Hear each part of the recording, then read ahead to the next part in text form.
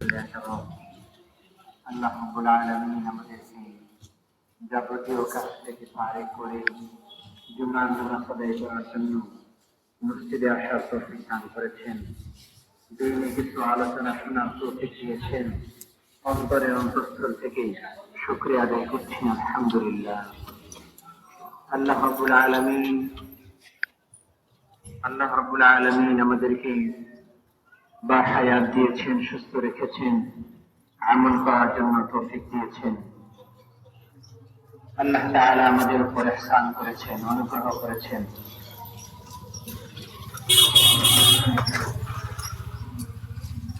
আজকে জিলহজ মাসের 9 তারিখ, 9 জিলহজ। তাদের মাসের হিসাবে ইয়াউমুল আরাফা। আজকে আগামীকালকে 10 জিলহজ, ইয়াউমুল আযহা। আজকে 9 জিলহজ। 9 জিলহজ যে দেশে যেভাবে তাদের তারিখ হবে, সেই তারিখ তার জন্য কি বুঝবে।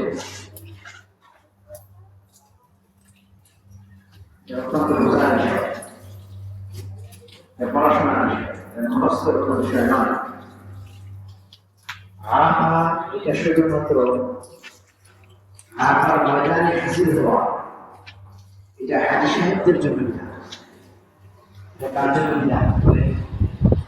আরাফার ময়দানে হাজির হওয়া এটা হাজী সাহেবদের বিধান, কিন্তু মুসলমানদের জন্য, কিয়ামত পর্যন্ত সকল মুসলমানের জন্য যেই দিন যেই জায়গায় 9 জিলহজ হবে, যার জন্য 9 জিলহজ হবে, যেই দেশে যেই প্রান্তে, ওটা তার জন্য আরাফার দিনের ফজিলত। কথা বুঝে আসে? আরাফার দিনের ফজিলত এক জিনিস, আরাফার ময়দানে হাজির হওয়া হয়েছে। এই জন্য আরাফা হবে সেই দিন, যে দিন তাকবীরে তাশরীক শুরু হবে। সৌদি আরবে গতকালকে আরাফা হয়েছে, তাকবীরে তাশরীক শুরু হয়েছে ফজর থেকে। হাজী সাহেবরা আরাফার ময়দানে হাজির হয়েছেন, যারা হাজির হয়নি তারা তাকবীর করেছে। আরাফার ফজিলত যেই দেশের 9 জিলহজ হবে, ওই দেশের মানুষের জন্য তাকবীরে তাশরীক সহকারে আরাফা হবে। গতকালকে সৌদি আরবে আরাফা হয়েছে, আরাফার ফজিলত তো আমরা পাইনি। আরাফার ফজিলত মুসলমান সবাই পাবে। আরাফার দিনের একটা নির্ধারিত আমল আছে, সেটা তাকবীরে তাশরীক দিয়ে শুরু হবে। তাকবীরে তাশরীক ছাড়া কি হবে না? আরাফার ফজিলত পাওয়া যাবে না। বুঝার বিষয়, মুখস্থ বলে হবে না। এই জন্য আজকে অত্যন্ত গুরুত্বপূর্ণ দিন। অনেকে হয়তো রোজা রেখেছে, আবার অনেকে রোজা রাখেনি। যারা রোজা রেখেছেন, হযরত জাবের রাদিয়াল্লাহু আনহু থেকে বর্ণিত, জাবের রাদিয়াল্লাহু আনহু আল্লাহর নবীকে জিজ্ঞাসা করেন, ইয়া রাসূলুল্লাহ, 9 জিলহজ তথা ইয়াউমুল আরাফাতে রোজা রাখলে কি ফায়দা? আল্লাহর নবী ইরশাদ করেছেন, কেউ যদি 9 জিলহজ আরাফার দিনে রোজা রাখে, আমি আশা করছি যে আল্লাহ রাব্বুল আলামিন তার সামনের এক বছর, তার পিছনের এক বছরে সমস্ত সগীরা গুনাহ মাফ করে দিবেন। সুবহানাল্লাহ। সমস্ত কি গুনাহ মাফ করে দিবেন, সগীরা গুনাহ মাফ করে দিবেন। আল্লাহর নবী এটা আশা রাখেন। এমন পর্যন্ত মুসলমান সবাই আশা আরাফার তিনি 9 জিলহজ থেকে আমরা মুসলমান একটা গুরুত্বপূর্ণ আমলের মধ্যে জড়াই। আল্লাহ রাব্বুল আলামিনের স্তুতি জ্ঞান করি, আল্লাহ রাব্বুল আলামিনের প্রশংসা পবিত্রতা ঘোষণা করি, আল্লাহ রাব্বুল আলামিনের বরত্ব মহত্ব ঘোষণা করি। আমরা একটা আমলের মধ্যে জড়াই, তারপরে আমরা কোরবানি দিতে চাই। সেই আমলটা হলো আজকে ফসল থেকে, আজকে 9 জিলহজ ফসল থেকে 13 জিলহজ আসর পর্যন্ত সর্বমোট 23 ওয়াক্ত, সর্বমোট কত ওয়াক্ত বলেন? 23 ওয়াক্ত। খুব প্রশ্ন, 9 জিলহজ ফসল থেকে 13 জিলহজ আসর পর্যন্ত সর্বমোট এখানে 23 ওয়াক্ত আমরা তাকবীরের আমলের মধ্যে থাকি, আমরা তাকবীরের আমলের মধ্যে থাকি। এই যে তাকবীরে তাশরীফ, এটা কিয়ামত পর্যন্ত সমস্ত দেশে সকল মুসলমানের জন্য, পুরুষ মহিলা সবার জন্য এটা ওয়াজিব। অন্যান্য ইমাম, অন্যান্য ইসলামিক স্কলার্স ওনারা বলেন এটা সুন্নাহ, বাকি উলামায়ে আহনাফ বলেন এটা ওয়াজিব। এটা ওয়াজিব বিধান। আমরা একটা ওয়াজিব আমলের মধ্যে জড়াই। সুতরাং আজকে জুমার দিন একটা আমলের মধ্যে আছে।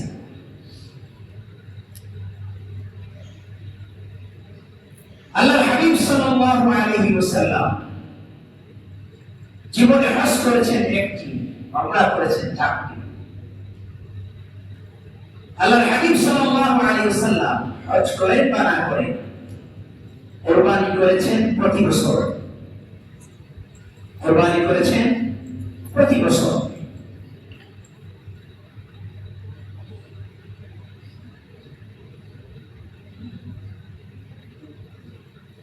কুরবানি প্রতি বছরই করেছেন।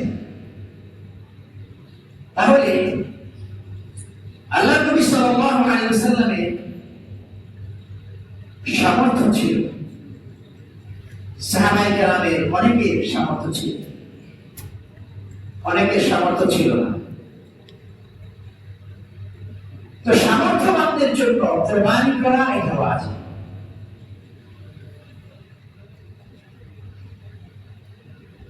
সামর্থ্যবানদের জন্য কুরবানি করা এটা ওয়াজিব। কোন সামর্থ্যবান ব্যক্তি যদি কোনো অজুহাত দেখায়, তাহলে আল্লাহ নবীর পক্ষ থেকে তার জন্য ধমকি, আল্লাহ নবীর পক্ষ থেকে তার জন্য কি দেয়া আছে বলেন? ধমকি। আল্লাহ নবী ইরশাদ করেন, আল্লাহ মান কানা লাহু ওয়াজাদান সাআতান, মান কানা লাহু ওয়াজাদান সাআতান ফালাম ইউদহি ফালা ইয়াকুমান্না মুসাল্লানা।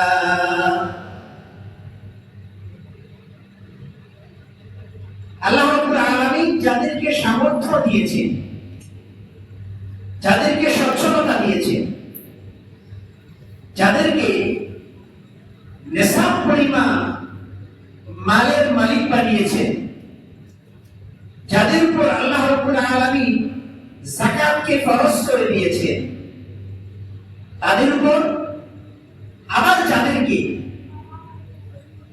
নেশাব, যাকাতের নেশাব পরিমাণ মালের মালিক বানাননি, কিন্তু প্রয়োজনে অতিরিক্ত আসবাব সামগ্রী মালিক বানিয়েছেন, আল্লাহ তাআলা তাদেরকে কুরবানি করা ওয়াজিব করে দিয়েছেন। তাদেরকে আল্লাহ রাব্বুল আলামিন সামর্থ্যবান করেছেন। আল্লাহর হাবিব তাদেরকে সচ্ছল বান্দা হিসাবে নির্বাচন করেছে। সেটা আমরা কিভাবে বুঝবো? আমি একটু ব্যাখ্যা করে যদি বলি, যাদের কাছে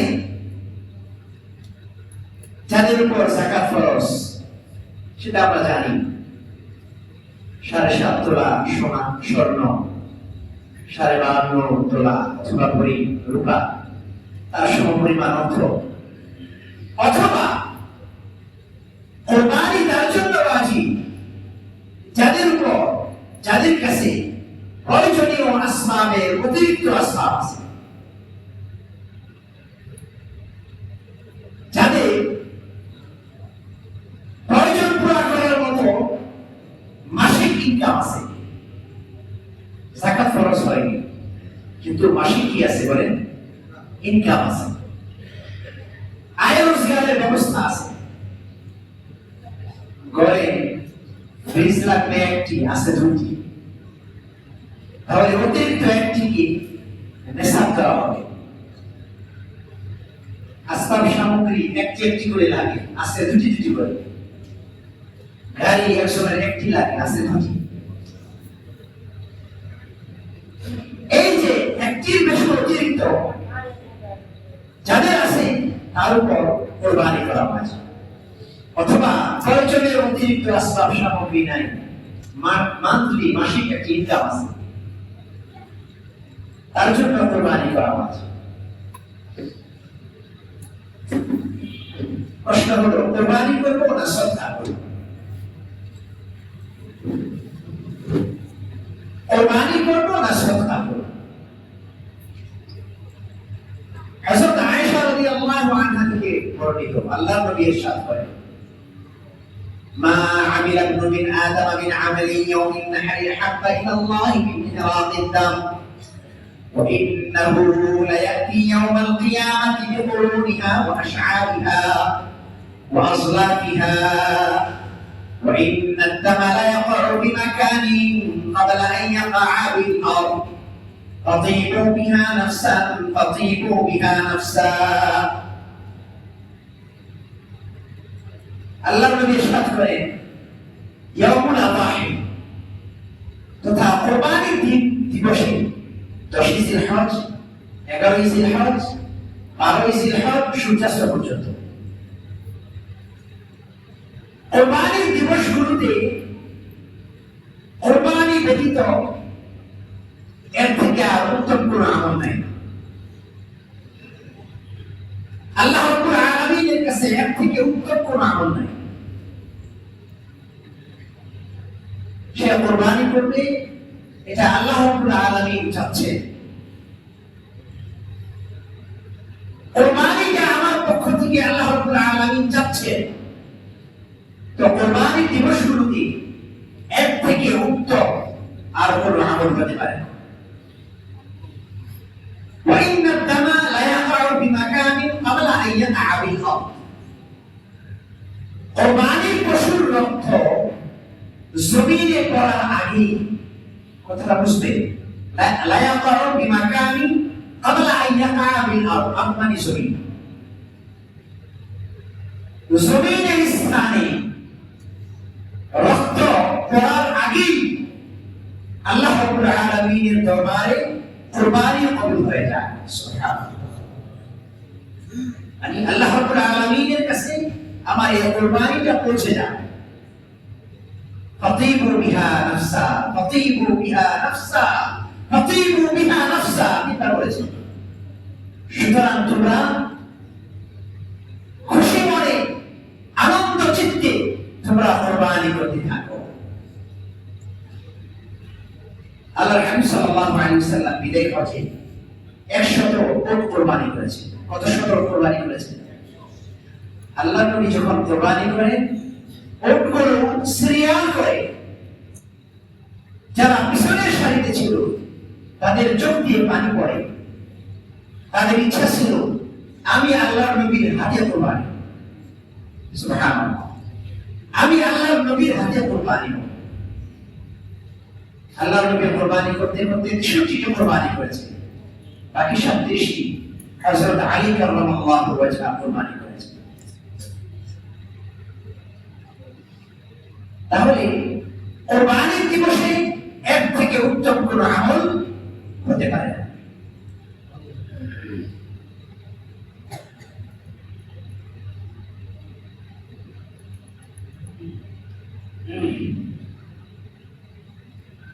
কেউ যদি কোরবানি না করে সদকা করে দেয় তাহলে তার সদকা আদায় হয়ে যাবে, কোরবানি বাকি থাকবে। আবার বলছি কথা, কেউ যদি কোরবানি না করে সদকা করে দেয়, দান করে দেয়, আমি 2 লাখ টাকা দিয়ে কোরবানি করবো, আমি এটা সময় নেই, দান করে দিলাম, তাহলে তার সদকা হবে, কোরবানি বাকি থাকবে। আল্লাহ তাআলা যাকে যে বিধান যে সময়ে নির্ধারণ করেছেন সেই সময়ে ওই বিধান পালন করা মুসলমানের জন্য এটা ওয়াজিব। এজন্য সদকা আদায় করলে সদকা হবে, সদকা হলে কোরবানি আদায় বাকি থাকবে।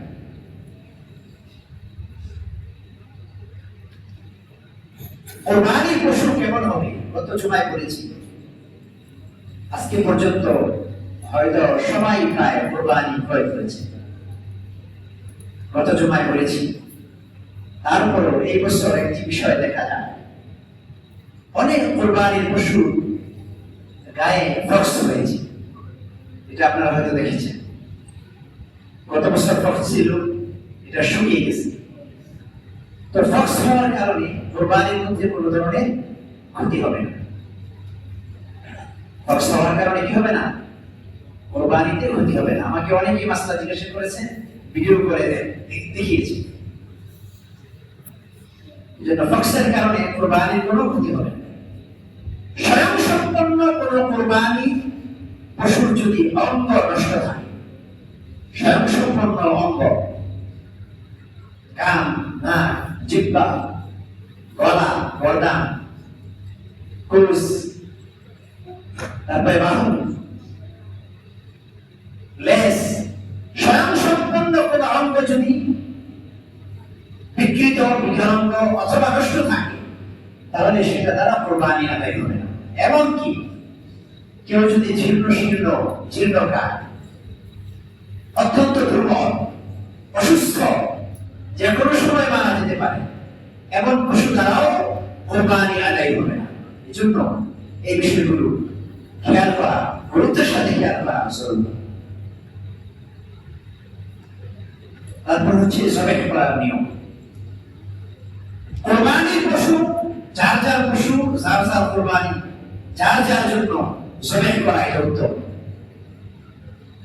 যার যার পশু যার যার ব্যক্তিগতভাবে পশু জবাই করে দেওয়া এটা মূলত উত্তম, এটাই মূলত নিয়ম। আমার পশু আমি কোরবানি করব।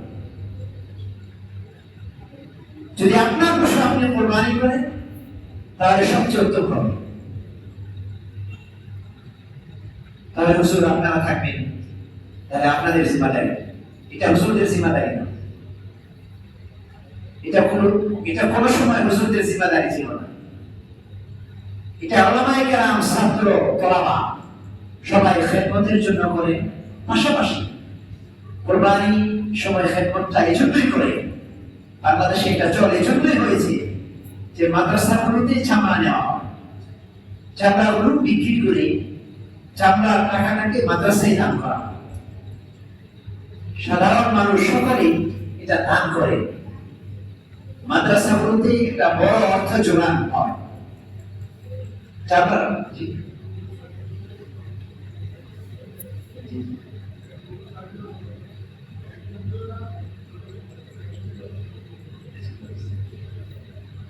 এই জন্য বড় অর্থ যোগান হয় মাদ্রাসাগুলোতে চামড়া দিয়ে। চামড়াগুলো মেহরবানি করে মাদ্রাসাগুলোতে দিয়ে দিবেন, কোন চাঁদাবাজদেরকে দিবেন না। চাঁদাবাজি যেন না করে, অনেকেই বল প্রয়োগ করতে পারে এই বছর। জন্য সবচেয়ে ভেজাল মুক্ত মাদ্রাসা ছাত্রদের কাছে দিয়ে দিবে। চামড়ার টাকা খুব বেশি হবে, 1000-1200 হতে পারে। গত বছর 1150 টাকা হয়েছে, সরকারি রেট ছিল 850 টাকা। এই বছর রেট হয়েছে 1200-1300 টাকা, সর্বোচ্চ 1200-1300-1400 টাকা হতে পারে, জানা নাই। এই জন্য চামড়া এগুলো মাদ্রাসায় দিয়ে দিলে দুটা লাভ। এক নম্বর লাভ হলো জবাহ করার পরে চামড়া নিয়ে ঝামেলা হলো না। আমার তিক্ত অভিজ্ঞতা আছে। আমি ফিসাবিলিল্লাহ লিল্লাহিয়াতের জন্য দক্ষিণখান দারুল মাদ্রাসার জন্য আমি খেদমত করতাম ছোটকালে। এখন আমার মাদ্রাসা আছে, খেদমত করি। দুইজন মুসল্লি রাতে এশার নামাজের পরে চামড়াটা তার বাসায় দুর্গন্ধ হয়, পোকা ধরা উপকরণ হয়। সে পেরেশানি দিচ্ছিল। এই চামড়া নেওয়ার পরে আমার পেরেশানি আরো বাড়ে। চামড়াগুলো সব মাগরিবের নামাজের আগে বা পরে সব ফেনারিতে চলে যায়। চামড়া নিয়ে আপনি কি করবেন? এটা আলাদা পেরেশানি। গরু কেনার পেরেশানি থেকে বড় পেরেশানি। চামড়াগুলো মাদ্রাসাতে দিয়ে দিন, আশপাশে মাদ্রাসা আছে, ছাত্র আছে, দিয়ে দিন। তো ওলামায়ে কেরাম, ইমাম সাহেব, খতিব সাহেব, মুয়াজ্জিন সাহেব ওনারা জবাহ করে, এটা মূলত তাদের উপর জিম্মাদারি ছিল না কখনো। এটা ওনারা করে, খেদমত করে। এই জন্য যারা খেদমত করেন তাদেরকে পারিশ্রমিক দেন। যে করেন, ছাত্ররা করবেন, উস্তাদরা করবেন, ইমাম সাহেবরা করবেন, মুয়াজ্জিন সাহেবরা করবেন, তাদেরকে পারিশ্রমিক দেন। জবাহ করার জন্য কোন সময় বস্তু হাদিয়া দেবেন। জবাহ করার পরে পারিশ্রমিক যার যার মতো দিয়ে দেবেন। আমাদের একজন সম্মানিত মুরব্বী উনি প্রশ্ন করেছেন, 700 মিলে কোরবানি করে, তাহলে 700 মিলে কোরবানি করে, তাহলে কোরবানি কি করবে? কোরবানি 7 জনের মধ্যে থেকে যে কোনো একজন করে নেবে, তাহলে হয়ে যাবে। আরেকজন কোরবানি করার থেকে নিজে কোরবানি করা ভালো। এজন্য জবাহ করার সময় মূল কথাটা আমি বলি, জবাহ করার সময় যদি আমরা কোরবানি করি, আমরা তো কোরবানি করি, জবাহ করার সময় এটা আল্লাহর ওয়াস্তে সবাইকে আমি মিলিতভাবে আওয়াজ করতে চাই। জবাহ করার সময় হুজুরদের সাথে ঝগড়া হয়, অথচ হুজুরদের দায়িত্ব না, কিন্তু ঝগড়াটা হুজুরদের সাথে হয়। আমার তো অনেক তিক্ত অভিজ্ঞতা। আমি 25 বছর যাবত এই খেদমত করি। 2000 সাল থেকে আমি জবাহ করি, আজকে 25 বছর যাবত জবাহ করি।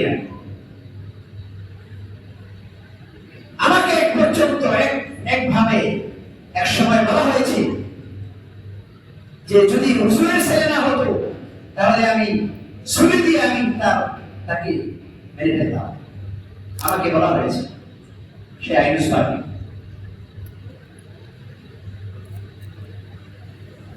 10 বছর ধরে আমার কাছে ক্ষমা চাইতেছে, আমি ক্ষমা করে দিয়েছি, কিন্তু সে কাজটা ঠিক করে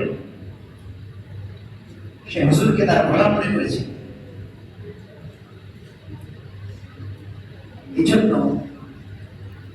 যাচ্ছে তাই ব্যবহার করা যায় না, সসম্মান ইজ্জতের সাথে ব্যবহার করতে হবে। এটা হুজুরদের উপর জিম্মাদারি নয়, এটা খেদমত করছে হুজুর। এই জন্য জবাহ করার সময় নিজের লোক নাই, ধরার লোক নাই, হুজুর ডাকাডাকি করে। অথচ হুজুরের জবাহ করার সময় লাগে সর্বোচ্চ 2 মিনিট। তাইকে নিয়ে দাম করায় রাখে, আরেকজনে ডাকাডাকি করে, উনি ডাক দিয়ে নিয়ে দাঁড় করায় রাখে। এই জন্য ডাকাডাকি করার কোনো প্রয়োজন নেই। আপনি আপনার মতো করে সুন্দরভাবে ভাবে এটাকে ভালো করে বাঁধবেন। হুজুর আশপাশেই থাকে, ডাকলে 2 মিনিটে হুজুরে জবাহ করেন। জবাহ করার সময় যার যার লোক নির্ধারণ করে রাখে, একজনের আরেকজনের উপর ভরসা করবেন না। যার যার লোক নির্ধারণ করে রাখবেন, যার যার লোক যার যার গরু ধরবে, আস্তে করে কোরবানি আদায় করবে। আপনি লক্ষ টাকা দিয়ে কোরবানি করবেন, 2-4-5 জন লোক রেডি রাখতে পারবেন না, এটা খুব স্বাভাবিক বিষয়। 5,000-10,000 টাকা খরচ করতে পারবেন না। এই জন্য যার যার লোক রেডি রাখবেন, জবাহ হয়ে যাবে সর্বোচ্চ 30 মিনিটে। 30 মিনিট করে সর্বোচ্চ 100 করে কোরবানি হবে। যত ছাত্র ওস্তাদ ওলামায়ে কেরাম জবাহ করতে সময় লাগে 2 মিনিট। এজন্য এই বিষয়গুলো আল্লাহর ওয়াস্তে মেহরবানি করে খেয়াল করবেন।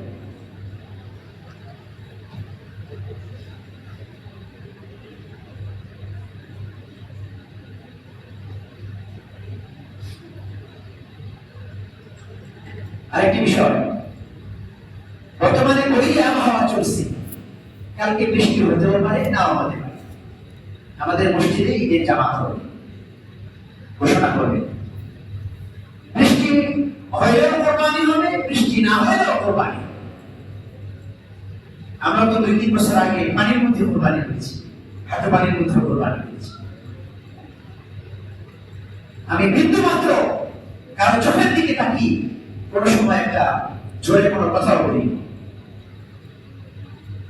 এতটুকু ভদ্রতা আলহামদুলিল্লাহ আমাদের মধ্যে আছে। আমি কারো চোখের দিকে তাকায় কাউকে ধোঁকা দিতে পারি না, কিন্তু আমাকে দেওয়া হয়েছে। এই জন্য বৃষ্টি হতেও পারে, বৃষ্টির মাত্র আমরা কোরবানি করি, বৃষ্টি বৃষ্টি কোরবানি করি। কোরবানি একটা রিস্কি বিষয়। আমাদের সামনে কনিষ্ঠ আঙ্গুল করে গেছে অনেকে, শরীরটা এভাবে ধরতে হবে, অনেকেই ভুল করে, অনেকে এভাবে ধরে, এভাবে ধরলে কনিষ্ঠ আঙ্গুল শরীর নিচে চলে যায়। অনেক রিস্ক নিয়ে কোরবানি করি, খেদমতের জন্য করি, আবার অনেক রিস্ক নিয়ে করি। 10টা 15টা কোরবানি করলে এই হাত ব্যথা হয়ে যায়, 3 দিন ব্যথা থাকে। সারা বছর তো কাম করি না, কাজ কাজ তো করি না। এই জন্য মেহরবানি করি সুন্দর ব্যবহার করবেন সকলের সাথে, ছাত্র হোক, ছোট হোক, বড় হোক। যে বিষয়টা বলতে চাই, মহল্লায় বৃষ্টি হোক অথবা না হোক, যার যার ময়লা, যার যার কোরবানির লক্ষ্য নিজ জিম্মায় নিজ দায়িত্বে পরিষ্কার করে নিন। এটা একটা সামাজিক কথা বললাম। কোন কোরবানির ময়লা যেন জেনে না পড়ে, কথা বুঝে আসছে বিষয়। কোন কোরবানির ময়লা যেন জেনে না পড়ে, কোন গলি যেন জেনে না পড়ে। আমি অনেক দেখেছি মিয়াপাড়া মহল্লায়, আইনুসবাগে আমি অনেক দেখেছি যে ফজরের নামাজের পরে অনেক মানুষ এভাবে ময়লার করি এভাবে বেঁধে রাস্তায় এসে ডানে বামে দেখে কেউ আসে, কেউ যদি না থাকে তো চুপ করে ফেলে চলে যায়। ড্রেনের মধ্যে ময়লা। তো এটা সে হুজুরে দেখেছি, হুজুর তো নিজ দিকে তাকায় হাঁটে, কিন্তু হুজুরের নিজ দিকে তাকায় হাঁটলেও আশপাশে তো সব দেখে, এটা ওনার জানা নাই। আমি নিচে দেখেছি, একবার নয়, 2বার নয়, অনেকবার দেখেছি ড্রেনের মধ্যে ময়লা। এই জন্য এই বিষয়গুলো করবেন না, এটা অত্যন্ত গর্বিত কাজ। আল্লাহ রাব্বুল আলামিন আমাদেরকে বিষয়গুলো উপর আমল করার তৌফিক দান। ওয়া আখিরু দাওয়ানা আলহামদুলিল্লাহি রাব্বিল আলামিন। আমাদের মসজিদ কমিটির সম্মানিত জয়েন্ট সেক্রেটারি জনাব সাখাওয়াত হোসেন শিবলু সাহেব কোরবানি সম্বন্ধে কিছু কথা বলবেন, ঈদের শুভেচ্ছা বিনিময় করবেন।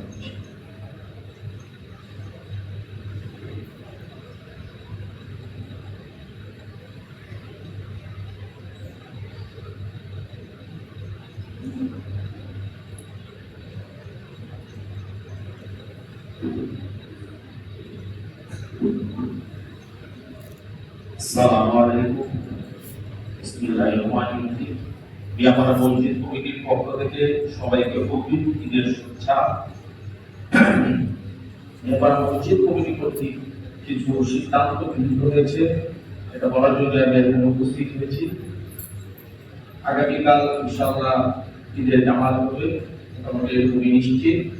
তো আমাদের এই জায়গায় জামাত হবে পাশেই ঈদগাহ, ওই ঈদগাহে লক্ষ্য রেখে মেবি 7টার সময় কোনো জায়গায় ঈদ হবে, 15 মিনিট পর আমাদের এই জায়গায় ঈদের জামাত হবে। তো আমাদের 7টায় আমাদের এই জায়গায় ঈদের জামাত হবে ইনশাআল্লাহ। আমরা এই জায়গায় জামাত করবো। আর গরুর প্রতি আমাদের সবাই একসাথে যারা যারা কুরবানি দিব তারা একটু লক্ষ্য রাখবো যে আমাদের 4 জন কুরবানি কি করবেন, এর মধ্যে গরু প্রতি আমরা নির্ধারণ করছি হাদিয়া 300 টাকা এবং খাসি অথবা ভেড়া এগুলো নির্ধারণ করা হচ্ছে 200 টাকা। আমরা এটা চেষ্টা করব এবং আমাদের 4 জন লোক থাকবে, মোটামুটি উত্তর দিক এবং দক্ষিণ দিক এবং পশ্চিম একজন থাকবেন, পূর্ব দিকে ওই গলিঘর থাকবে, চারদিকে থাকবে। আর আরেকটা বিষয় যে যারা যারা কুরবানি দিব প্রতি গরু প্রতি 5 কেজি করে মাংস আমরা মিয়াবাড়া মসজিদ আমাদের মাদিন সাহেব থাকবে এবং লোক থাকবে, আমরা মসজিদে পৌঁছে দেব। আমরা এটা সমাজের মধ্যে বিতরণ করি যারা কুরবানি দেয় না তাদের কাছে। আর কুরবানির পরে যে বজ্র বা যে ঈদ থাকবে এগুলা কথা হচ্ছে, সেগুলো থেকে লোক আসবে, ওরা পরিকিন এবং ঈদ দেওয়া যাবে, ওগুলোর মধ্যে আমরা বলে রাখবো এবং যত সময় নিয়ে যাবো। ঠিক আছে, এই দিক আমরা লক্ষ্য করে ইনশাআল্লাহ রাখবো।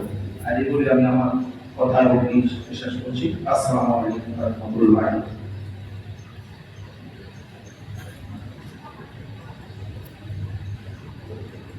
আমাদের সম্মানিত জয়েন্ট সেক্রেটারি সাহেব যে কথাটা বলছেন, ওনার এই কথাটাকে আমি আর একটু ব্যাখ্যা করতে চাই, যদি কিছু মনে না করে। গত বছর কোরবানির সময় 5 কেজি করে গোশত সামাজিকভাবে মসজিদে দেওয়ার কথা, সেই হিসাবে দেওয়া হয়েছে, সমহারে বন্টন করা হয়েছে, সেটা আপনারা জানেন। কিন্তু তারপরেও কিছু অসুবিধা হয়েছে। অসুবিধার জন্য অসুবিধা হয়নি, অসুবিধাকে তৈরি করা হয়েছে। এই জন্য এই বিষয়টা সকলে খেয়াল করবে। এটা আমার গায়েও বলেছি, যেহেতু ইমাম সাহেব, মুয়াজ্জিন সাহেব, খাদিম সাহেব, সেটা আমাদের উপর করেছি। এই জন্য মেহরবানি করি, এটা যেহেতু ফরজ কাজ না, এটা একটা উপকারের কাজ। এখানে দুটো বিষয়। এক নম্বর বিষয় হলো যারা কুরবানি আদায় করবেন 5 কেজি গোশত সামাজিক প্রথা বা নিয়ম অনুযায়ী মসজিদে দিয়ে দিলেন। 5 কেজি থেকে 100 গ্রাম কম যেন না হয়। আপনি কম কেন দিবেন? আপনি তো কুরবানি দিচ্ছেন গোশত খাওয়ার জন্য না, কুরবানি তো দিচ্ছেন এটা আল্লাহকে খুশি করার জন্য। গোশত এটা আল্লাহর পক্ষ থেকে আপনাকে খাওয়ার জন্য হাদিয়া দেওয়া হয়েছে। গোশত ফ্রিজ করে রাখার জন্য দেওয়া হয়নি, আল্লাহর পক্ষ থেকে আপনাকে হাদিয়া দেওয়া হয়েছে, তুমি খাও। কুরবানি তো গোশত খাওয়া নয়, আপনি 5 কেজি করে গোশত দিয়ে দিবেন। এবং আমাদের এখানে খাদিম সাহেব থাকবে, 5 কেজি মাপার সময় অনেক সময় 3.5 কেজি হয়েছে, 3.5 কেজি, 2.5 কেজি, 2 কেজি এগুলো করবেন না। একটা নিয়ম যেহেতু হয়েছে, সেই নিয়মটা রক্ষা করবেন। আর বন্টনের সময় মসজিদ কমিটি নীতি নির্ধারক দায়িত্বশীল সকলেই মেহরবানি করে থাকে। কেউ যদি বলে যে অসুস্থ, বৃষ্টি, কাদা, পানি, এগুলো না বললে ভালো হয়। মসজিদ কমিটির দায়িত্বশীল গুরুত্বপূর্ণ নীতি নির্ধারক সকলেই থাকবে। কেউ যেন দোষের দিক কোনো একদিকে ছুটতে না পারে।